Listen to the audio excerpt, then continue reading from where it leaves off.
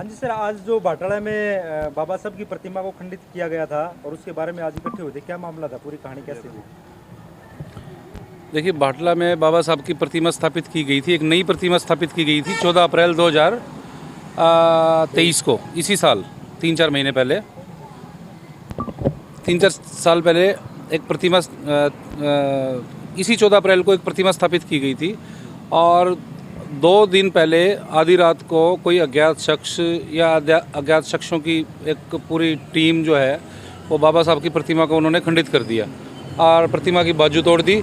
और जो है इस मामले में हमारे जो गांव के साथी हैं सभी ने इस मामले में एक सामूहिक शिकायत जो है पुलिस को दी थी और उस पर एफआईआर दर्ज हुई है। और इससे पहले भी एक प्रतिमा जो पिछले कई सालों से बाबा साहब की लगी हुई थी इसी पार्क में, वो भी 17 सितंबर 2022 को वो खंडित कर दी गई थी। उस मामले में भी एफआईआर दर्ज है एक। और जो पहले वाली एफआईआर दर्ज है, जो पहले वाली प्रतिमा के खंडन के बारे में जो एफआईआर दर्ज है, उस एफआईआर पे 9 महीने बाद भी पुलिस ने कोई कार्रवाई नहीं की। और अब एक और प्रतिमा खंडित हो गई नई, जिसका उद्घाटन भी विधायक साहब ने किया था, वो भी खंडित हो गई है। तो आज हम इस बारे में एसपी साहब से मिले थे, एसपी आंसी मकसूद अहमद साहब से मिले थे।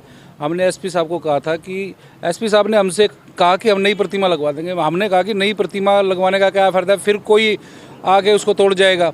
जब तक जो पहले 2 प्रतिमाएँ खंडित हुई हैं, पहले दोनों प्रतिमाओं के खंडन के मामले में जो एफआईआर दर्ज हैं, उन एफआईआर के जो आरोपी हैं उनको गिरफ्तार कीजिए, फिर हम तीसरी प्रतिमा जो है वो लगवाएंगे। ऐसे तो कोई भी कुत्ता बिल्ली गधा घोड़ा आया और प्रतिमा तोड़ के चला गया, ठीक है। जो पुलिस है ये इनके लिए दूसरे समाज के लोग जो हैं उनके महापुरुष हैं, वो तो महापुरुष हैं। हमारे समाज के महापुरुषों को ये महापुरुष मानते नहीं। तो ये बेशक इनकी कुछ भी मानसिकता हो, लेकिन हमारे दिलों में, हमारे दिमाग में हमारे समाज के महापुरुषों के प्रति पूरा सम्मान है और हम उनका अपमान कतई बर्दाश्त नहीं करेंगे। तो सर, इन्वेस्टिगेशन में कुछ पता चला आपको? देखिए, 2-3 दिन हुए हैं अभी इस मामले को, इन्वेस्टिगेशन हुई है। इन्वेस्टिगेशन के नाम पे खाना पूर्ति की जा रही है। कुत्ते बुला लिए इन्होंने, फोरेंसिक टीम बुला ली, और लेकिन अभी जो है वो मामला ढाक के 3 पात वाला है। और इनकी मंशा ये है कि किसी तरह से यहाँ पे नई मूर्ति रखवा के ग्रामीणों को शांत कर दो, और है ना, इसके बाद अपने मामला ठंडा हो जाएगा। और हरियाणा में सैकड़ों बाबा साहब की प्रतिमाएं अलग अलग जगह पे खंडित की गई हैं, सैकड़ों एफआईआर दर्ज हैं, लेकिन आज तक किसी भी आरोपी की गिरफ्तारी नहीं हुई। आपने नहीं सुना होगा कि बाबा साहब की प्रतिमा के खंडन के मामले में किसी भी एफआईआर के मामले को आरोपी की गिरफ्तारी हुई हो। आप इस आरटीआई लगा के भी चेक करा सकते हैं। सर, अगर हम देखें तो बाहर की तरफ शहरों में देखें तो बाबा साहब को अच्छी तरह से पूजते हैं, लेकिन ऐसा कई गाँव में होता है, तो ऐसा ही क्यों होता है? इसमें आपके क्या राय है? देखिए, बाबा साहब की प्रतिमाओं को जानबूझ के इसलिए छेड़ा जाता है। बाबा साहब ने हमारे जो दबा कुचला गरीब समाज था उसको सशक्त बनाने का काम किया। और जो लोग इनको है ना पहले जानवर समझते थे, कीड़ा मकोड़ा समझते थे, गुलाम समझते थे, अब वो लोग बराबर में आ गए, अधिकारी बन गए, एमपी एमएलए बन गए, मंत्री बन गए। तो जो ये तथाकथित जातिवादी लोग हैं, इनको बर्दाश्त नहीं है कि भाई ये दबा कुचला जो समाज है ये समान लेवल में कैसे आ गया, और इसके लिए वो बाबा साहब को जिम्मेदार मानते हैं। तो वो सीधा प्रतिमाओं को, बाबा साहब की प्रतिमाओं को निशाना बनाते हैं। लेकिन इन लोगों को ये समझना चाहिए कि बाबा साहब जो है वो हमारे दिलों में है। प्रतिमा तो एक पत्थर का स्ट्रक्चर है, ठीक है, लेकिन फिर भी हमारे समाज के महापुरुष के स्ट्रक्चर को कोई अपमानित करेगा तो हम उसको बिल्कुल ठंडे नहीं बैठेंगे और हम उस पर पूरी पुलिस कार्रवाई ना करे। लेकिन हमारे समाज के लोग जो है इस मामले में पूरे विजिलेंट हैं और पुलिस की कार्रवाई की वेट करेंगे। नहीं करेंगे तो फिर अगर हमको पता लगा कि फलाने आदमी ने की है, तो हमारे समाज के जो लड़के हैं उनमें बहुत गुस्सा है। अगर कल को वो कानून अपने हाथ में लेते हैं तो पुलिस डिपार्टमेंट ये ना कहे कि भाई उन्होंने लॉ एंड ऑर्डर वो कर दिया। तो आपका क्या कहना है इसमें? जैसे कास्टिज्म का ही सिस्टम है सारा। सर, बाबा साहब की प्रतिमा को खंडित क्यों किया जाता है? मनुस्मृति ने जो 4 जातियाँ बना रखी हैं, हमको चौथे पायदान पे रखा। बाबा साहब ने चौथे पायदान से उठा के हमको पहले पायदान पे लाने की कोशिश की। उनकी यही जो कोशिश थी वो, उसकी वजह से जो हम लोग ऊपर आए, ये बाकी तीनों को यही तो समझ बर्दाश्त नहीं हो रहा। तो कास्टिज्म तो ऑटोमेटिकली जुड़ा हुआ है इस चीज़ से। कास्टिज्म चाहे हरियाणा में जाट हों, यूपी में ठाकुर हों, और भाई गुजरात में पटेल हों, और जिस स्टेट में जो जातियाँ हैं किसी को भी पसंद नहीं है कि वैसी समाज के लोग पढ़े लिखे नौकरियों पर लगे, उनकी ज़मीनें हों, उनके पास पॉलिटिकल एम्पावरमेंट हो। तो अब आप लास्ट में क्या कहना चाहोगे इस इन्वेस्टिगेशन के बारे में? कहाँ पे इन्वेस्टिगेशन के बारे में हम ये कहना चाहते हैं कि पुलिस इस मामले में, हरियाणा पुलिस इस मामले में ऑलरेडी बायस्ड है। हमारे समाज के जो मुकदमे होते हैं उनको झूठा मान के चलती है। उनको पुलिस डिपार्टमेंट में भी एक जातिवादी गुंडों का गिरोह है जो खाकी वर्दी पहन के अलग अलग पोस्टर बिठा रखे हैं, और उनका बस चले तो उनके हाथों में जो बंदूक के दे रखी है, हमारे लोगों के ऊपर गोलियां चलाना शुरू कर दें। ठीक है, तो उनसे तो न्याय की हमको कोई उम्मीद नहीं है।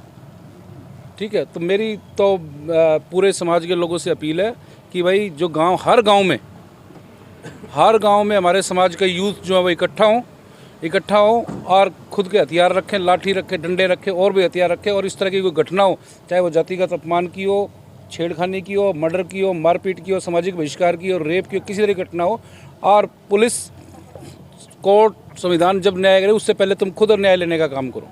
सर, ऐसा नहीं लगता अगर ऐसे वो लाठी डंडों से वो उनके साथ ऐसा बर्ताव करेंगे तो वो फिर पुलिस वाले तो उनको कोर्ट के थाने में या फिर थाने में ठोक देंगे वो? लेकिन सर, सबसे बड़ी चीज़ आत्मसम्मान है, और आत्मसम्मान की सुरक्षा करना, अपनी खुद की सुरक्षा करना सबसे पहले हमारी जिम्मेदारी है।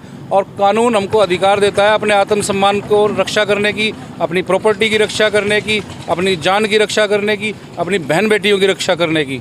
ठीक है, पुलिस बाद में आएगी, लेकिन उससे पहले हमको अपनी जान भी बचानी है, अपनी बहन बेटियों की इज्जत भी बचानी है, अपना आत्मसम्मान भी बचाना है।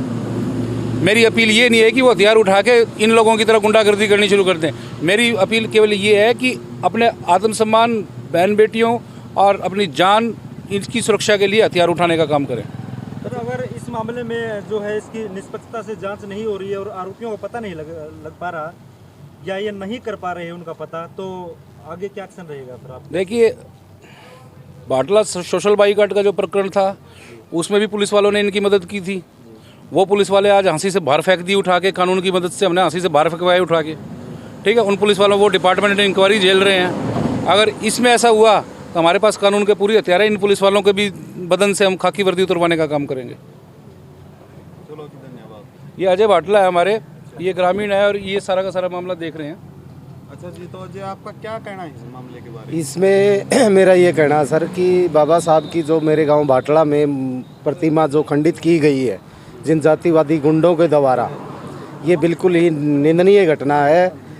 इस तरह की घटना को अंजाम वो लोग देते हैं जो किसी भी काम को मुकाम तक नहीं पहुंचा सकते।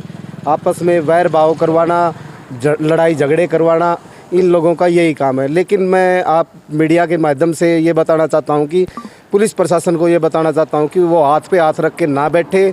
पुलिस प्रशासन को हम 5 दिन का अल्टीमेटम दिया। अगर पुलिस प्रशासन 5 दिन के अंदर इसमें कोई एक्शन मोड में आती है और कार्रवाई करके दिखाती है तो ठीक है, नहीं तो पूरे हरियाणा से इस गांव बाटला में कॉल देंगे और पूरे बड़े आंदोलन का रूप लेगा जो, और जिसमें जब तक आरोपी की गिरफ्तारी नहीं होगी और उसको सलाखों के पीछे नहीं भेजा जाएगा, जब तक हमारा संघर्ष जारी रहेगा।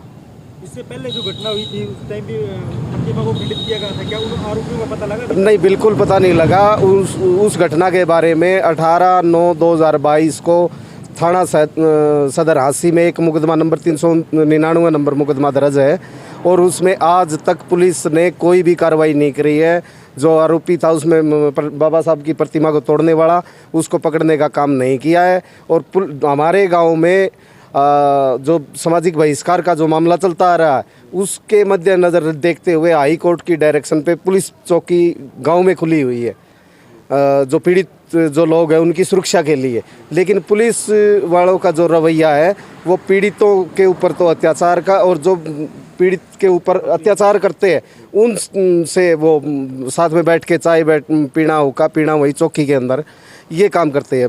पुलिस का रवैया ये है। तो अब लास्ट में आप इसके ऊपर क्या कार्रवाई करना चाहोगे? लास्ट में हम यही कहना चाहेंगे, पुलिस प्रशासन से हम ये गुहार लगाते हैं कि जल्द से जल्द आरोपी को पकड़ के सलाखों के पीछे भेजने का काम करे।